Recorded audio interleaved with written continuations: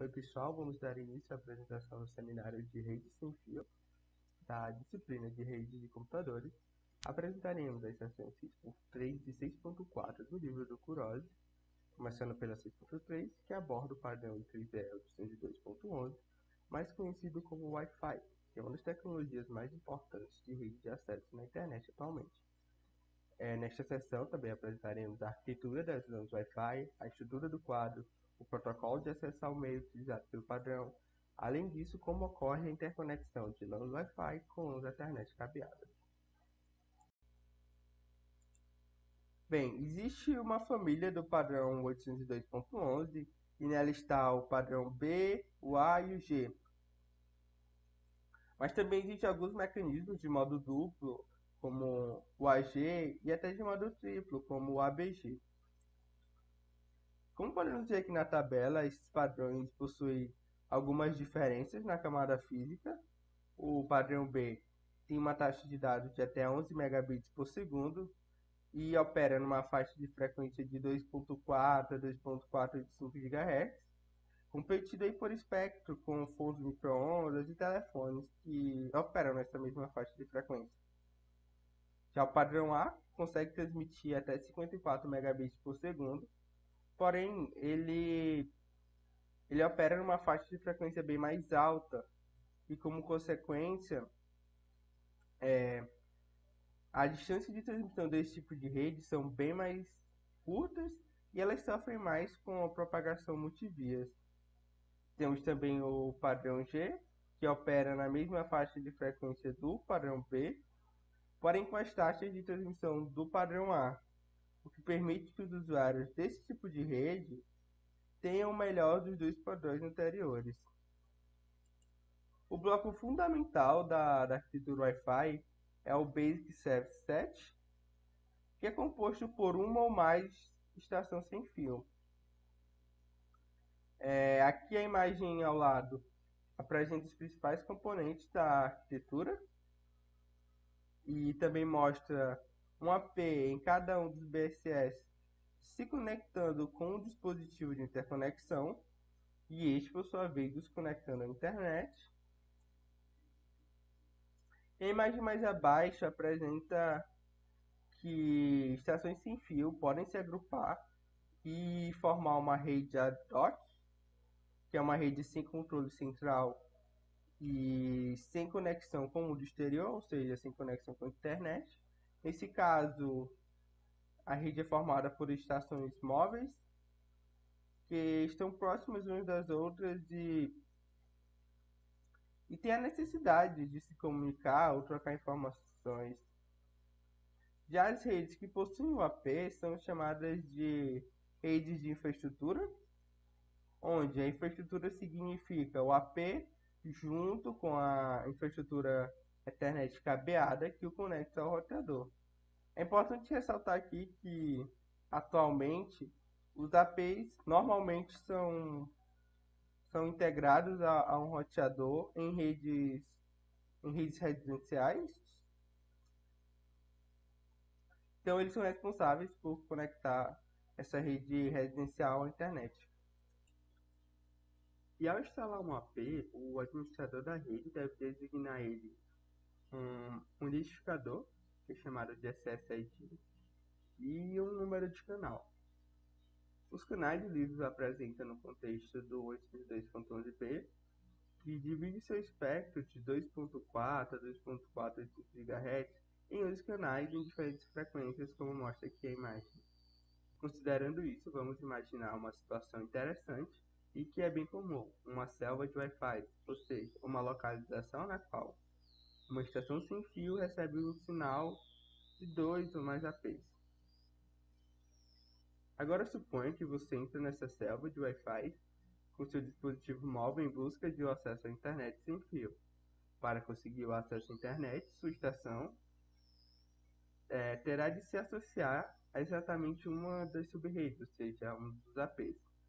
Onde associar significa que a estação sem fio cria um fio virtual entre ela mesma e o AP. De modo específico, só o AP associado enviará quadros de dados à sua estação sem fio, e esta enviará quadros de dados à internet apenas por meio do AP associado.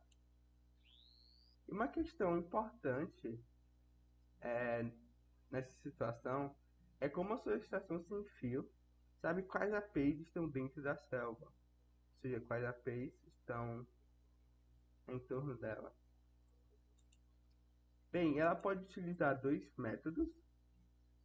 O primeiro é a varredura passiva, onde os APs vão ficar enviando quadros de sinalização periodicamente, e o host vai ficar varrendo aqueles 11 canais apresentados em busca desses quadros de sinalização. E dessa forma ele toma conhecimento dos APs disponíveis para ele. E então ele vai selecionar um desses APs para se associar, enviando um quadro de solicitação de associação, e o AP vai enviar um quadro de resposta a esse pedido, a essa solicitação. O outro método é a varredura ativa, onde o host vai enviar quadros de solicitação, e os APs que escutarem esses quadros vão enviar um quadro de resposta de investigação. E como ocorreu na varredura passiva, o host então vai tomar conhecimento dos APs disponíveis para ele. Ele pode então selecionar um, enviando um quadro de solicitação de associação, e por fim o AP envia um quadro de resposta de associação. O padrão UTSI 2.11 não especifica um algoritmo para selecionar com quais dos APIs disponíveis se associar. Esse algoritmo é de responsabilidade dos projetistas do firmware e do software do padrão implementado no host sem fio. Além disso, para criar uma associação com determinada AP, a estação sem fio talvez tenha que se autenticar perante o AP. No caso, o Wi-Fi dispõe de várias alternativas para autenticação e acesso. Uma abordagem utilizada por muitas empresas é permitir o acesso a uma rede sem fio com base no endereço MAC de uma estação. Outros utilizam usuário e senha para permitir o acesso. Bem, existem diversas formas. O livro recomenda a seção 8.8 para quem quiser entender mais sobre os aspectos de segurança da família de protocolos do 2.11. Então, dando continuidade à apresentação do seminário, eu vou falar um pouco sobre acesso múltiplo. Uma vez que as estações sem fios estão conectadas a um ponto de acesso, isso significa que elas podem tanto enviar quanto receber quadros de dados. Só que o que pode acontecer? Duas ou mais estações podem acabar enviando seus quadros ao mesmo tempo, o que geraria colisões na rede. Então, para evitar esse tipo de problema, o protocolo MAC 802.11 é bem inspirado no que acontecia no Ethernet, que usava o algoritmo CSMA. Só que, diferentemente do que acontecia no Ethernet, que era usado o CSMA-CD, com CD significando detecção de colisão, aqui é usado o CSMA-CA, que o CA significa prevenção de colisão. Ela não chega a ser detectada, ela é simplesmente evitada. No Ethernet, havia a transmissão do quadro, e se porventura houvesse o nó que estava transmitindo escutasse qualquer coisa no canal, a transmissão era encerrada, até que era guardado futuramente uma nova oportunidade para tentar transmitir o quadro novamente. Aqui isso não ocorre, a colisão é evitada. E por que no protocolo MAC 802.11 não há essa detecção de colisão? Primeiramente porque aqui, por estar se tratando de rede sem fio, de Wi-Fi, tem uma dificuldade para receber ao mesmo tempo que se transmite, devido a uma potência de sinal fraca. Porque aqui, à medida que o sinal se propaga pelo ambiente, ele vai ficando cada vez mais fraco. Então, para se construir um hardware que transmita a uma potência de sinal boa, ao mesmo tempo que receba bem o sinal de outras estações, seria algo bem custoso. Então, esse é um dos motivos para que não haja detecção de colisão, essa potência de sinal fraca que chega até as estações, que é um problema conhecido como desvanecimento, que pode ser visto nessa ilustração aqui, ó. Por exemplo, a gente tem uma estação A, uma estação B e uma estação C. Essa estação A tem uma potência de sinal que para estação C, ó, essa potência vai diminuindo bastante até que C possivelmente não tome conhecimento de A. Ao mesmo tempo que a potência de sinal de C vai diminuindo para A até que C não tome conhecimento de A. Então, o que pode acontecer? A pode enviar um pacote para B, ao mesmo tempo que C envia para B. E como um não toma conhecimento um do outro, pode haver uma colisão. E dando continuidade aqui, mesmo que pudesse ser construído um hardware mais adequado para se detectar colisões, mesmo assim não seria possível detectar todas elas. Por conta desse problema do desvanecimento que eu acabei de citar, o sinal vai ficando cada vez mais fraco, e também por conta do problema do terminal oculto, que pode ser visto nessa ilustração. O problema de terminal oculto, ele se dá por alguma barreira física no ambiente. Pode ser uma montanha, como aqui na ilustração, pode ser um prédio ou qualquer obstáculo físico. Aqui no caso, A não toma conhecimento de C e C não toma conhecimento de A por conta desse obstáculo físico.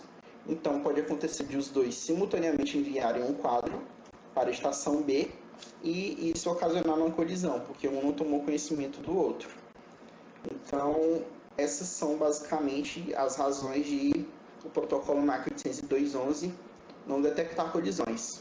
Problemas na potência de sinal e problemas que, no caso, não seria possível detectar todo tipo de colisão, por conta do problema do terminal oculto e por conta do problema do desvanecimento.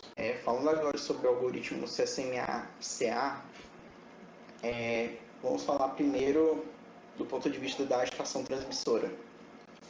Se o canal estiver ocioso após DIPS, período de tempo DIPS significando espaçamento interquadros distribuído, então vai haver a transmissão do quadro, lembrando, sem detecção de colisão. Então vai haver a estação de origem, vai esperar o período de tempo DIPS, se estiver ocioso, vai enviar os dados. Agora vamos supor que o canal está ocupado. O que vai acontecer? Vai ser iniciado um tempo aleatório de recuo, que é o período de back-off. O que é esse período de back-off? É um período de tempo no qual a estação transmissora vai esperar que durante esse período o canal esteja ocioso. Vai haver uma contagem regressiva a partir desse valor que foi escolhido aleatoriamente, e se durante todo esse período de contagem regressiva o canal permanecer ocioso, ao final, ao expirar esse tempo, ele vai tentar, essa estação de origem vai tentar enviar o quadro novamente. Caso não receba um reconhecimento da estação de destino, caso não haja esse retorno com o MAC, vai ser escolhido, vai ser calculado um novo intervalo de tempo para iniciar esse tempo aleatório de recuo, e ele vai esperar de novo, a estação transmissora vai esperar de novo um período aleatório, vai ter essa contagem regressiva, esperando que o canal esteja ocioso durante todo esse período aleatório, para que a estação transmissora tente enviar o quadro novamente. O que acontece? Há um aumento desse intervalo, após uma falha, após não receber um reconhecimento, porque talvez aquele intervalo inicial, de onde foi escolhido aleatoriamente o período de tempo, não tenha sido suficiente para evitar uma colisão. Então, é aumentado esse intervalo de tempo, visando evitar colisões futuras. Agora, esperando que haja uma transmissão bem sucedida. Caso continue não havendo uma transmissão bem sucedida, caso ainda não haja retorno com o MAC, esse intervalo vai se aumentando, até que, escolhido por variável no algoritmo, após N tentativas, o pacote seja descartado e não haja mais transmissão. Ele aumentou, não foi suficiente, então o pacote é descartado, não há transmissão. Agora, do ponto de vista da estação receptora, o que acontece?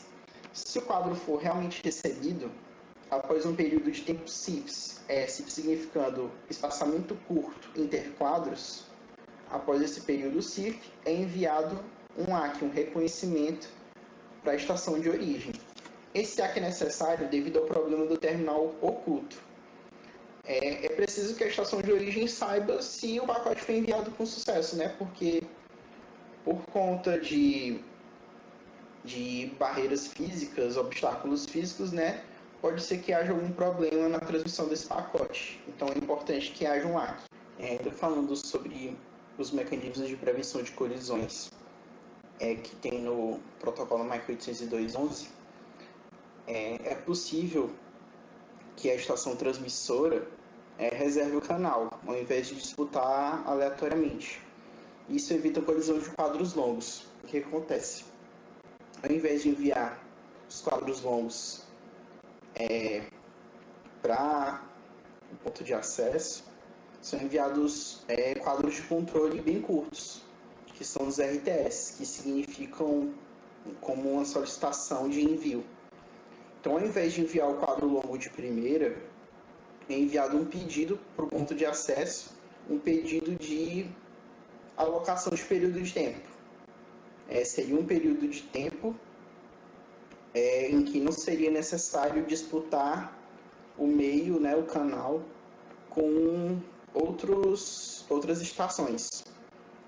Então, como resposta a esse RTS que pode ser enviado para uma estação transmissora, o ponto de acesso envia em broadcast um quadro de controle de CTS, que poderia ser traduzido como um pronto para envio.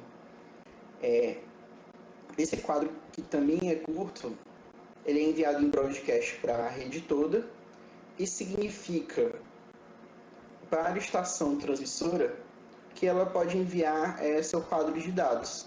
E significa para as outras estações que não fizeram a solicitação de envio que o canal está ocupado e que elas não devem, naquele período de tempo, enviar quadros para o ponto de acesso.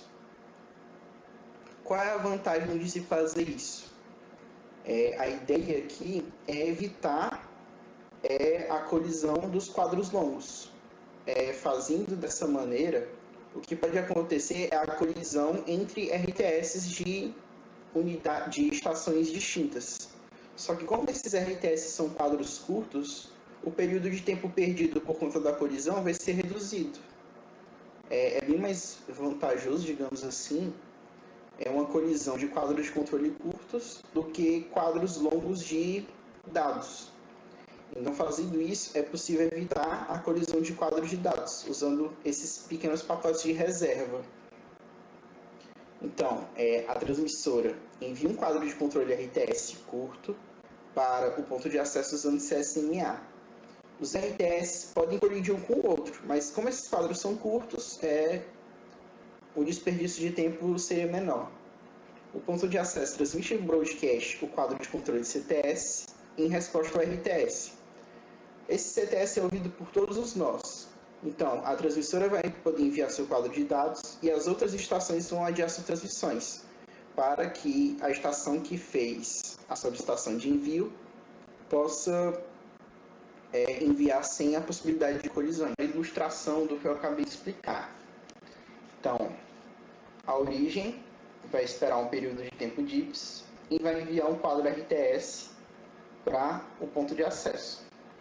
O ponto de acesso, após um período de tempo CIPS, vai transmitir em broadcast um CTS, tanto para a estação que enviou o RTS, quanto para as outras estações. Para o RTS, vai servir para ele enviar os seus dados e para as outras estações para adiar o acesso ao meio, porque esse cara aqui alocou aquele período de tempo. Uma vez que todos os dados são enviados, o ponto de acesso após um período de tempo CIPS vai enviar um AQ. Esse AQ vai funcionar para a origem só como um reconhecimento mesmo, o pacote foi recebido com sucesso. E para as outras estações significa que não precisa mais adiar a transmissão. Agora eles podem disputar o meio usando o CSMA novamente, porque o período alocado por esse cara aqui já acabou. Olá, gente. Eu continuando o nosso seminário sobre rede sem fio, vou falar um pouquinho sobre o quadro I3E802.11. Como vocês podem ver aqui na imagem, nós temos duas sequências, primeiro com o quadro e segundo o detalhamento do campo de controle. Nós temos algumas seções, como por exemplo no quadro, que é o nosso primeiro, nós temos o controle de quadro, duração, temos 4 tipos de endereço, temos um controle de sequência, uma carga útil e um CRC. E no segundo, que é o detalhamento do campo de controle do quadro, a gente tem a versão do protocolo, o tipo, o subtipo, as questões do AP, mais fragmentação, nova tentativa, gerenciamento de energia, mais dados, o app e reservado. A gente vai detalhar eles posteriormente, tá bom? Mas a priori a gente já explica que esses númerozinhos que estão em cima desses quadros, eles representam os comprimentos dos campos em bytes. E já no quadro de baixo, que é o subcampo, o nosso campo de controle, eles já são os comprimentos também que são representados em bits. Então tem essa diferença, o primeiro é em bytes e o segundo é em bit. Aqui no primeiro, que é o quadro, se vocês olharem, vocês vão perceber que tem carga útil, que está até com um azulzinho mais diferente aqui, e o CRC, que são duas seções. Quais são essas seções? No centro do quadro, digamos assim, na parte mais importante, entre aspas, a gente poderia dizer, consiste tipicamente em um datagrama IP. Então é um datagrama, um pacote ARP que tem lá dentro. O comprimento permitido, embora seja de 2.312 bytes, ele chega a ser menor que 1.500, ok? Contendo um datagrama IP e um pacote ARP. E semelhantemente com o quadro Ethernet, como eu já falei no começo, é um pouco semelhante, o quadro 802.11 ele inclui uma verificação de redundância cíclica, que é o nosso famoso CRC, que é esse último itemzinho aqui do quadro que a gente viu. No caso, o CRC ele tem a capacidade de detectar erros nos bits do quadro recebido. Como a gente já viu, os erros de bits eles são muito comuns em redes LAN sem fio, mais em LAN sem fios do que em redes cabeadas. Então, nesse caso, o CRC se torna ainda mais útil para esse nosso caso. Campos de endereço, a gente viu que ele tem 4 campos de endereço, certo? Que já foge um pouquinho. Às vezes as pessoas se perguntam por que ele tem 4. Então, a diferença mais marcante no caso, no quadro 802.11, é justamente essa de ele ter 4 campos de endereço. Cada um deles contém um endereço MAC de 6 bytes, por exemplo. Mas aí você se pergunta, mas por que eu tenho que ter 4 campos de endereço? Então, um campo de origem MAC e um campo de destino MAC não seriam suficientes, no caso como a gente está na Ethernet, não seria suficiente só eles. A questão é que, como 3 campos eles são necessários para finalidades de interconexão em rede, especificamente para a gente mover um datagrama, no caso de uma camada de enlace, para uma estação sem fio, passando por um AP até o interface de roteador, a gente vai precisar de 4 endereços, de 3 endereços no caso.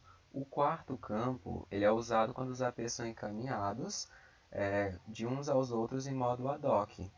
Nesse caso, como a gente está considerando apenas as redes de infraestrutura, a gente vai concentrar nossa atenção nos 3 primeiros campos de endereço, que já são esses que vocês conhecem, endereço 1, endereço 2 e endereço 3.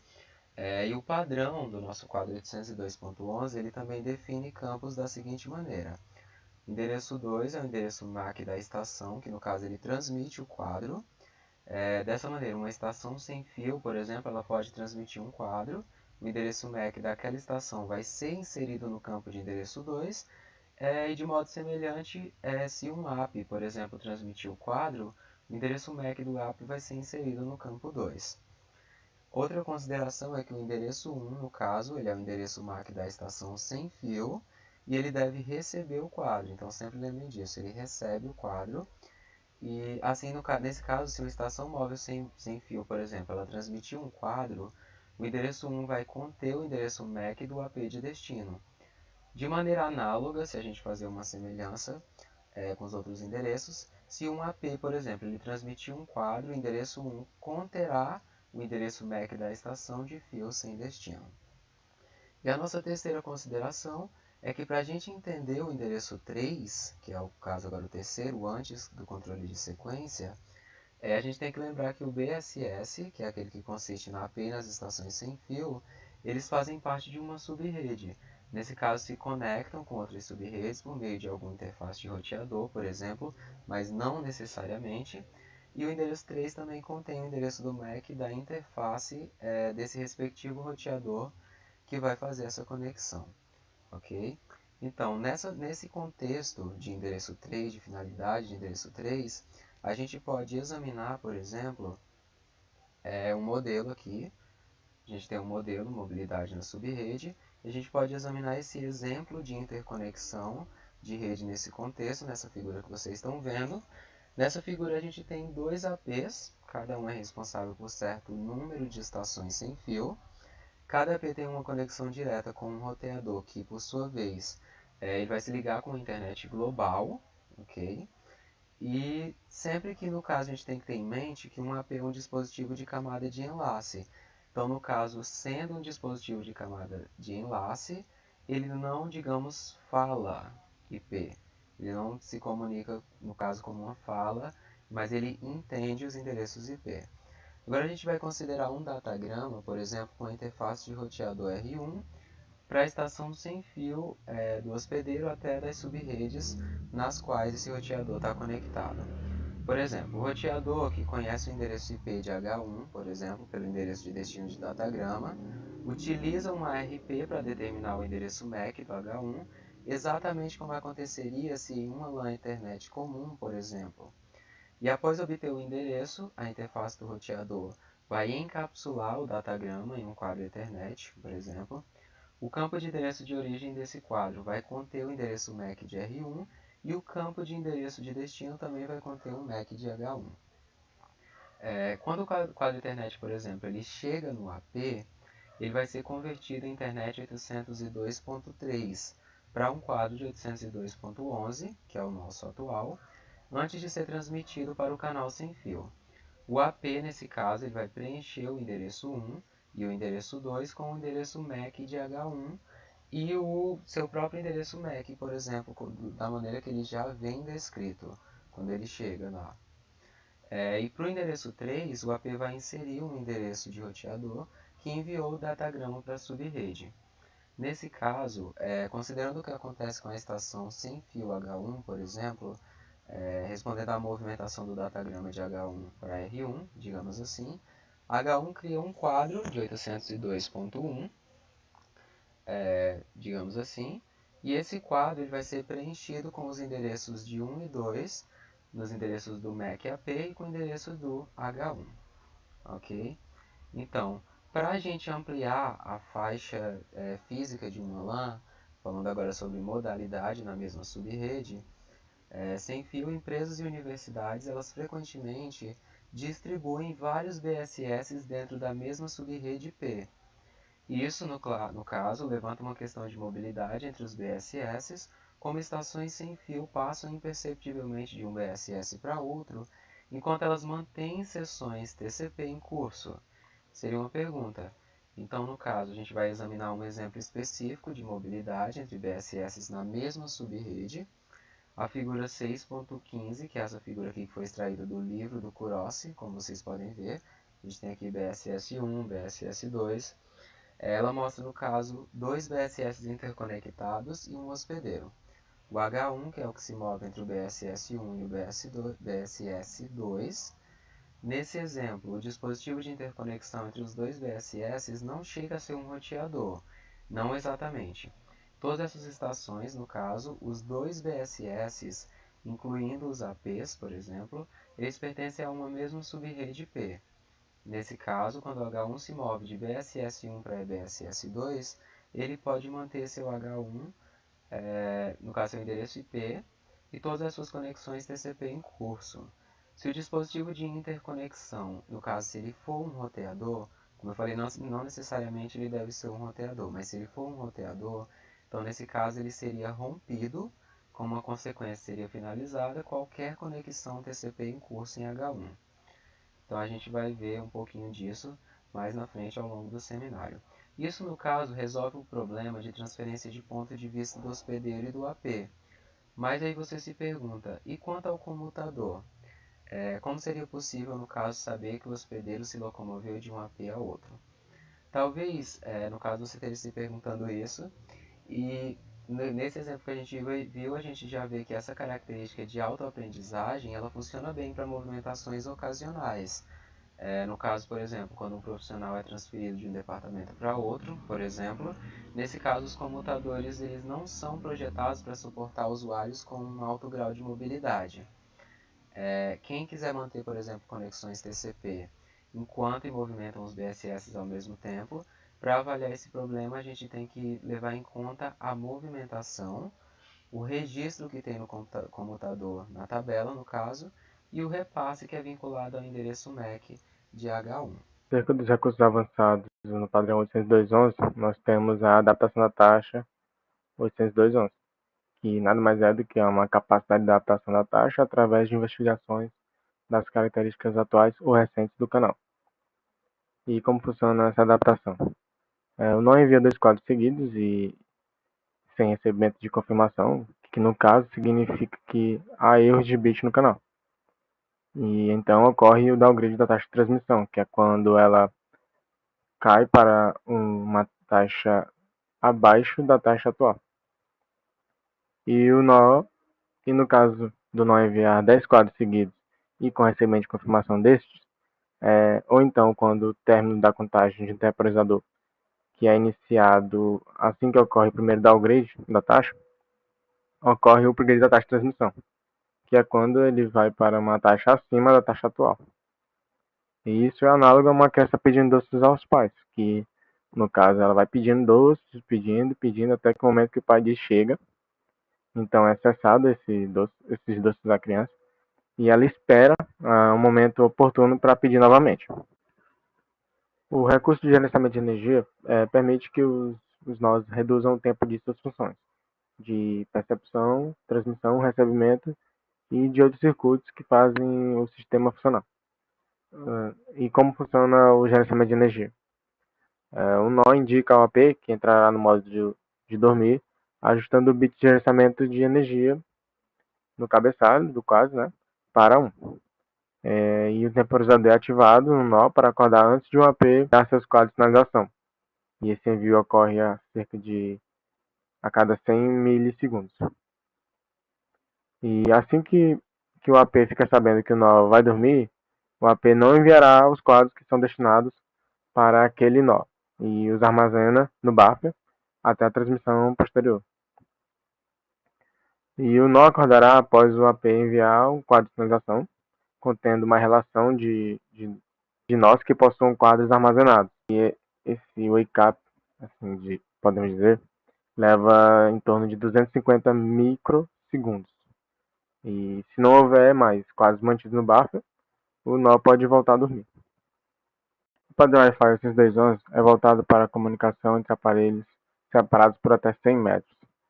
E, no entanto, existe a necessidade de prover uma comunicação entre aparelhos a curta distância de forma mais barata. E existe o padrão Bluetooth, que opera no padrão 802.15.1, que opera uma curta faixa, baixa potência e baixo custo. E interconecta notebooks, smartphones, dispositivos periféricos. O Bluetooth opera na faixa de rádio não licenciada de 2,4 GHz no modo TDM, que é fixação por divisão de tempo. E esses intervalos de tempo são de 625 microsegundos. O Bluetooth são redes ad hoc, ou seja, não precisam de infraestrutura de rede. São localizados em uma picorrede, que é uma rede pequena de até 8 dispositivos ativos, onde um dos nós é designado como nó mestre e os demais nós escravos. Onde os nós escravos ele solicita permissão para enviar dados, sendo que o mestre ele concede a solicitação para envio.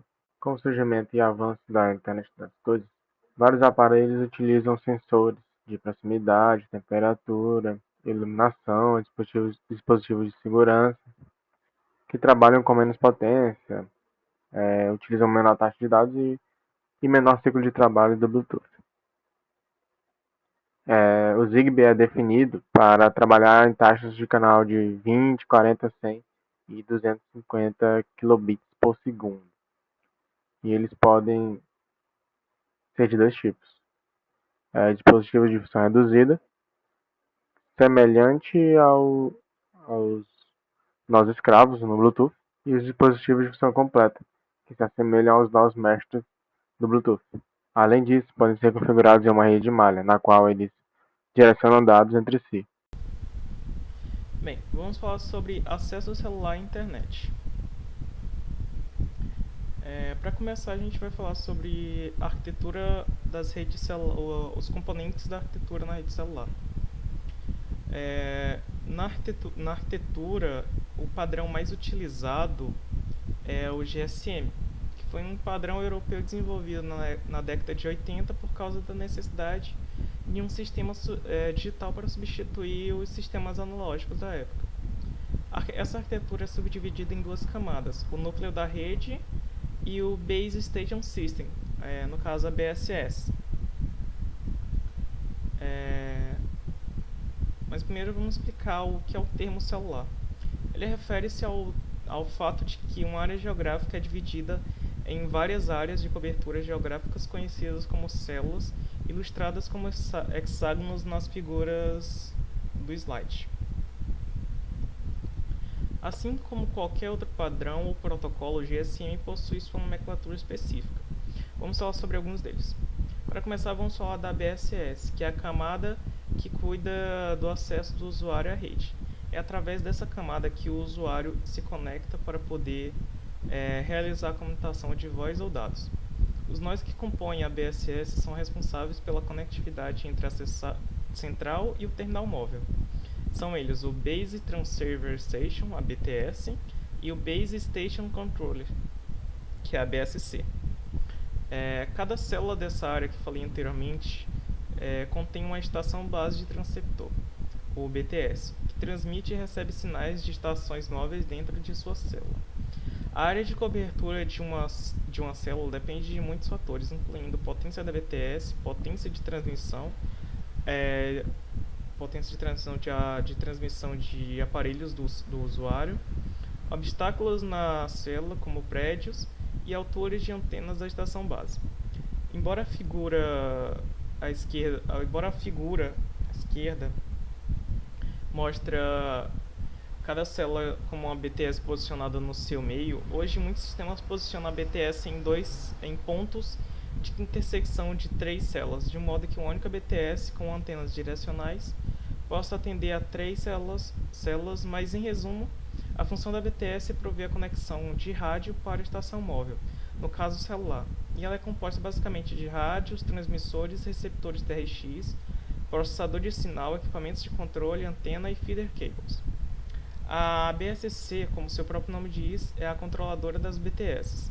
Ela normalmente pode prestar serviço a dezenas de estação base do transceptor, e a sua função é alocar um canal para a duração da chamada, monitorar as chamadas visando qualidade e potência transmitida pela BTS e garantir o handover de outra célula quando requerido. Agora vamos falar da MSC, que faz parte da camada Switching System. Essa camada é composta pela Home Location Register, que é a base de dados dos assinantes na rede, Authentication Center, que é o nó da rede que cuida da segurança para os assinantes, e o registro de identidade de equipamento, que no caso é responsável pelo e-mail, que é o número de série do celular. E finalmente a MSC, que ela é responsável por encaminhar e comutar as chamadas e mensagens de cada estação móvel, e equipamento de rede desempenha um papel central na contabilidade e autorização do usuário. Por exemplo, determinar se um usuário tem permissão para se conectar à rede celular. Ela provê conexão entre os assinantes da rede e conexão da rede GSM com a rede PSTN, no caso a rede fixa. Ela coordena os processos de location, update e handover na rede, gerencia os recursos de rádio e gerencia a informação de bilhetagem. A MSC é uma controladora de PS6. Isso faz com que ela seja o centro da rede GSM. Ela recebe todas as informações da rede e assim todas as chamadas e mensagens originadas vão para a MSC para serem comutadas aos destinos correspondentes. Para falar sobre arquitetura de rede, de redes móveis, também devemos falar sobre as técnicas de acesso múltiplo. Existem muitas técnicas, mas vamos focar mais na FDM, FDMA, TDMA e CDMA. A FDMA e TDMA a gente já viu no capítulo 1, falamos sobre FDM e TDM no capítulo 1, vimos em aula. E a CDMA eu não vou focar muito por causa que ela é tópico de outro grupo. Assim eles vão falar, então eles podem explicar com mais detalhes. Na FDMA, nesse tipo de acesso múltiplo, atribuímos a cada sinal um tipo diferente de faixa de frequência. Assim, qualquer dois sinais não devem ter o mesmo tipo de frequência. Portanto, não haverá qualquer interferência entre eles, mesmo se enviarmos esses sinais em um canal. Um exemplo perfeito dessa técnica é os canais de rádio. Agora no TDMA, como o próprio nome sugere, o TDMA é um acesso baseado no tempo. Aqui damos um certo prazo para cada canal. Dentro desse prazo, o canal pode acessar toda a largura de banda do espectro. Em intervalo de tempo, apenas um usuário transmite ou recebe, vários usuários compartilham um único canal de frequência. A transmissão não é contínua, o consumo de energia é menor do que o FDMA, a sincronização é necessária. Na técnica CDMA, um código único é atribuído a cada canal para distinguir um do outro. Um exemplo perfeito desse tipo de acesso múltiplo é o sistema celular. Podemos ver que nenhum número de celular de duas pessoas combinam entre si, embora sejam o mesmo serviço móvel que fornece aos clientes da empresa usando a mesma largura de banda. No processo CDMA, fazemos a decodificação do produto interno da sequência do sinal codificado e de shipping. Portanto, matematicamente pode ser escrito como está no slide, os dados originais por sequência de shipping. A vantagem básica desse tipo de acesso múltiplo é que ele permite que todos os usuários coexistam e usem toda a largura de banda ao mesmo tempo. Vamos falar também sobre a técnica FDMA-TDMA combinado, que é como o GSM utiliza, o padrão GSM utiliza. O canal é dividido em uma série de subbandas de frequência. Dentro de cada subbanda, o tempo é dividido em quadros e intervalos. Desse modo, para um sistema combinado FDM-TDM, se o canal for dividido em F subbandas e o tempo em T intervalos, então o canal poderá suportar F vezes T chamadas simultâneas.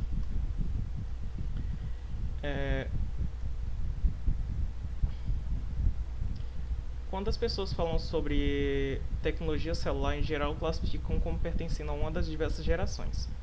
As primeiras gerações foram em ciência projetadas para o tráfego de voz. Como podemos ver, a primeira geração e a segunda geração, apesar da primeira geração ser analógica, a segunda digital, as duas foram integralmente feitas para voz. Os sistemas da primeira geração eram sistemas FDMA analógicos, desenvolvidos especialmente para comunicação apenas por voz. Alguns padrões que utilizavam da primeira geração era o NMT, que é o Nordic Mobile Telephone, que eram utilizados nos países nórdicos, Suíça, Holanda, Europa Oriental e Rússia. Também tinha o AMPS, que é o AMPS, que é o Advanced Mobile Phone System, que era utilizado na América do Norte e na Austrália. e entre outros. Vários países tinham seus padrões e alguns adotavam, sei lá, o padrão de outro lugar e tal, mas existiam vários padrões nessa época. Nessa mesma época, os Estados Unidos necessitavam de maior capacidade, enquanto o problema na Europa era uniformizar os sistemas para o mercado comum, como eu falei anteriormente no início da apresentação, que eles precisavam unificar isso por causa do mercado e também por causa do sistema da primeira geração, que era analógico. Assim, os Estados Unidos criaram alguns padrões, que no caso era o I-135, o I-95 e o I-56, salvo engano. E na Europa surgiu o GSM, que se tornou o principal representante da segunda geração. O padrão I-136 foi a evolução do antes da primeira geração, e ele utiliza o TDM na sua arquitetura, o TDMA. A tecnologia GSM ela foi dividida em três grandes fases, onde cada novo serviço acaba por criar uma nova geração. Na primeira geração, ela teve a sua geração que foi exclusivamente por voz, que ela era responsável por telefonia, chamadas de emergência, SMS, no caso, mensagens curtas, ponto a ponto, dados síncronos e assíncronos e transmissões de pacotes assíncronos.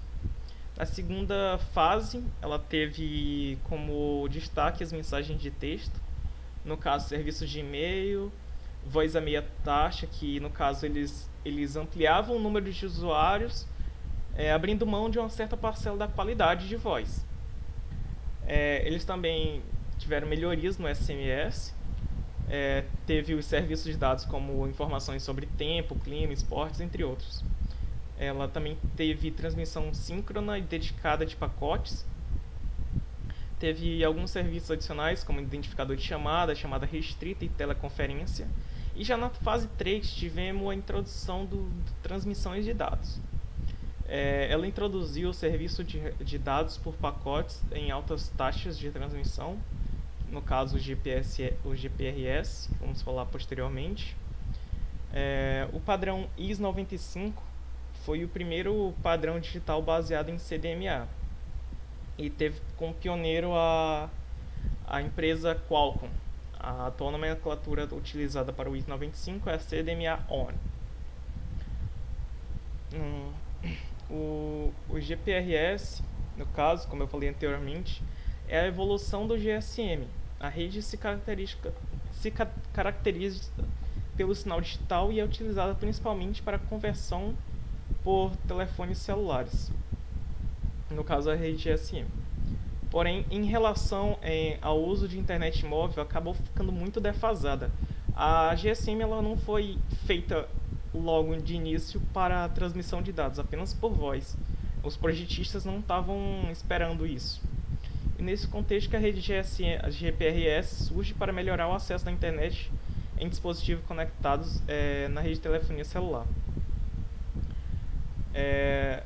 A rede GPRS utiliza a mesma estrutura de comunicação do sistema GSM e tem a finalidade de possibilitar o tráfego de dados por meio de pacotes, de modo a possibilitar que a rede de telefonia celular seja integrada à internet. Também tivemos no 2.5G o CDMA 2000, que foi uma evolução do IS-95, pois o IS-95 ele acabava sendo limitado, pois ele tinha baixas taxas. As taxas que ele tinha de dados eram na ordem de tipo 64 kbps, enquanto o CDMA 2000 trouxe taxas de dados de 144 kbps. Outra grande evolução do 2.5G foi a taxas de dados aprimoradas para a evolução global, o EDGE. Também evoluiu do GSM usando a modulação aprimorada e tinha taxas de dados de até 384 kbps. Bem, como vimos nos slides passados aí, a gente tinha a conexão de voz de celular, a rede telefônica pública, que é a rede 2G. E agora a gente vai ver a rede 3G, que vai ampliar a usabilidade dessas redes de celular acrescentando a possibilidade de se conectar à internet por meio das redes de dados. Aqui temos o núcleo da rede 3G, que vai conectar as redes de acesso por rádio à internet pública. O núcleo da rede ele opera em conjunto com os componentes da rede celular já existentes, como a gente está vendo nessa figura, né? A gente tem ali em cima o núcleo de voz GSM, né? Que vai permanecer intacto. E em paralelo aqui embaixo, a gente tem acrescentada a funcionalidade de dados por celular, a rede de voz, ou seja, a gente vai pegar todo o aparato que a gente tinha anteriormente da rede de voz e em paralelo a gente adiciona a rede de dados por celular. E como a gente pode ver, a gente tem aqui dois tipos de nós, né, no núcleo da rede 3G. A gente tem o servidor de nó de suporte GPRS, com a sigla em inglês SGSN. Temos o roteador de borda de suporte GPRS, com a sua sigla GGSN. O SGSN ele é responsável por integrar os datagramas de e para os nós móveis da rede de acesso, por qual ele está conectado.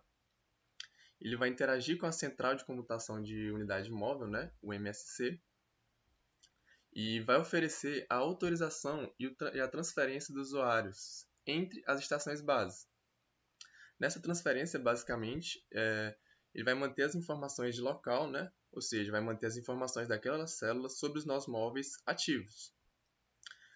Ou seja, ele vai fazer a transferência das informações, né, quando o usuário estiver em movimento e trocar de estação base.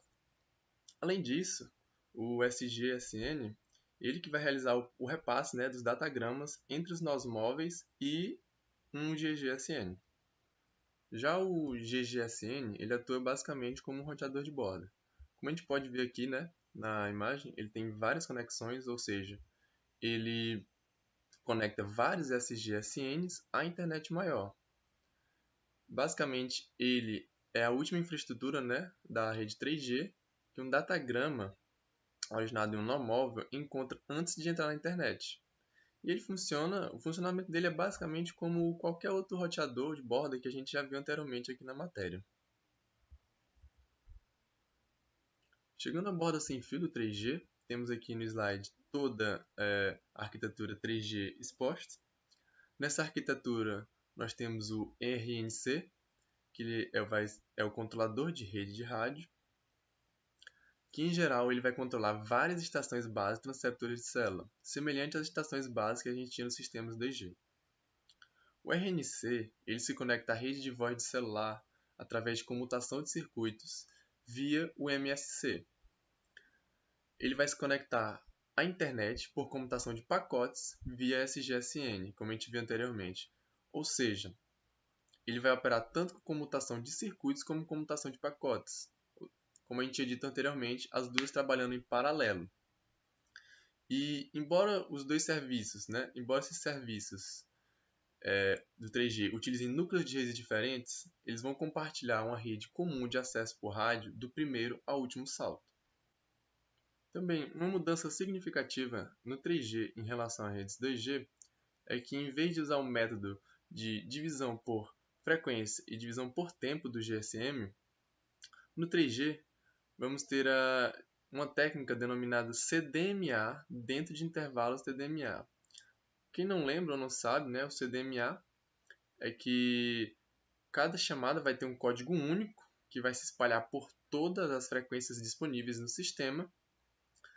Assim vai ter todos os terminais transmitindo a mesma banda simultaneamente. Tudo isso em intervalos de tempo. Por isso se dá CDMA dentro de intervalos TDMA. Agora, indo além do 3G, nós temos a tecnologia de 4G LTE, que é a Long Term Evolution, que ela apresenta duas inovações importantes em relação aos sistemas 3G. A primeira é o núcleo de pacote desenvolvido, ou EPC, a sigla em inglês. É uma rede de núcleo simplificada em IP. Antes, na rede 3G, a gente tinha a rede de voz comutada por circuitos separada em paralelo da rede de dados comutada por pacotes. Agora não. Agora a gente vai ter toda uma rede em IP. Ou seja, a voz e os dados vão ser transportados dentro de datagramas IP. Eu não sei se vocês lembram, que quando a gente estudou anteriormente aí, alguns serviços de IP, como o VoIP, por exemplo, eles podem vir a sofrer com problemas de perda de pacote ou atraso no transporte desses dados. Ou seja, esses recursos ele tem que ser controlados cuidadosamente para evitar congestionamentos ao invés de reagir a um congestionamento. Ou seja, uma das tarefas mais importantes do EPC é controlar o recurso da rede para oferecer uma alta qualidade de serviço. Outra inovação que a gente tem no padrão LTE é a combinação por multiplexação de divisão de frequência e multiplexação por divisão de tempo no canal descendente, que é conhecida por multiplexação por divisão de frequência ortogonal. No LTE, cada nó móvel ele recebe um ou mais intervalos de tempo de 0,5 milissegundos em uma ou mais frequências do canal. A gente tem aqui na figura à direita, 20 intervalos de 0,5 milissegundos, organizados em quadros de 10 milissegundos em cada frequência. Aquela região sombreada ali que a gente tem, ele vai indicar a alocação de 8 intervalos. Assim, quanto mais intervalos se recebe, sendo em frequências, na mesma frequência ou em frequências diferentes, o nó móvel ele pode alcançar maiores velocidades de transmissão. Obviamente, vai depender do serviço contratado e da condição do canal. A gente tem aqui no próximo slide uma imagem que eu coloquei só para diferenciar a velocidade que um 3G pode alcançar e um 4G pode alcançar. O 3G aqui, tanto em média, vai depender, mas lembrando que vai depender da condição do canal e do pacote. A gente vai ter aqui o 3G alcançando velocidades de 384 kb de download e upload. E aqui o 4G, a gente vai ter de 100 Mbps de download e 50 Mbps de upload. Indo além agora do 4G, a gente vai ter o LTE Advanced, que é comercialmente chamado pelas operadoras de 4G Plus ou 4,5G, que vai ser o passo seguinte da tecnologia 4G LTE. Falando de uma forma geral, superficial até, a evolução vai consistir em manter a rede 4G em diferentes frequências ao mesmo tempo. Assim vai ser possível ativar o que a gente chama de agregação de portadoras, que vai juntar a conexão de duas frequências em uma só.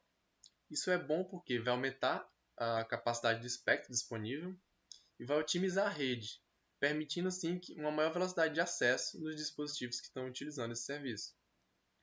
Além do padrão LTE Advanced, a gente vai ter o padrão LTE Advanced Pro, que vai consistir em uma agregação mínima de 3 frequências. Antes no LTE Advanced a gente tinha a agregação de 2, agora a gente tem a agregação de 3, agregação mínima de 3 frequências no Advanced Pro. Esse é um assunto mais aprofundado, mas quem quiser pesquisar mais, é só pesquisar na internet sobre MIMO 4x4 e modulação 256 QAM. Bem, aqui eu botei aqui no slide uma tabela, com algumas informações sobre os 4G, o LTE, o LTE Advanced e o Advanced Pro. Que vale ressaltar aqui, que a velocidade teórica máxima do LTE é 300 MB, a do LTE Advanced é de 1 GB por segundo e a do Advanced Pro é de 3 GB por segundo. Mas pesquisando na internet, eu vi que essa velocidade teórica, obviamente, toda a velocidade vai depender do pacote que você contrata e da condição do canal. Mas geralmente, em média, esses aqui embaixo são as velocidades que eu pesquisei e achei. Que o LTE alcança em média 100 MB por segundo, o Advanced Pro alcança mais que 100 MB por segundo, mas nada fixo, e o LTE Advanced alcança mais de 100 MB, mas não é nada fixo, e o Advanced Pro ele consegue velocidades de 200 a 300 MB por segundo. Então, basicamente é isso. Chegou aqui ao final da apresentação. Queria agradecer a todos que assistiram até aqui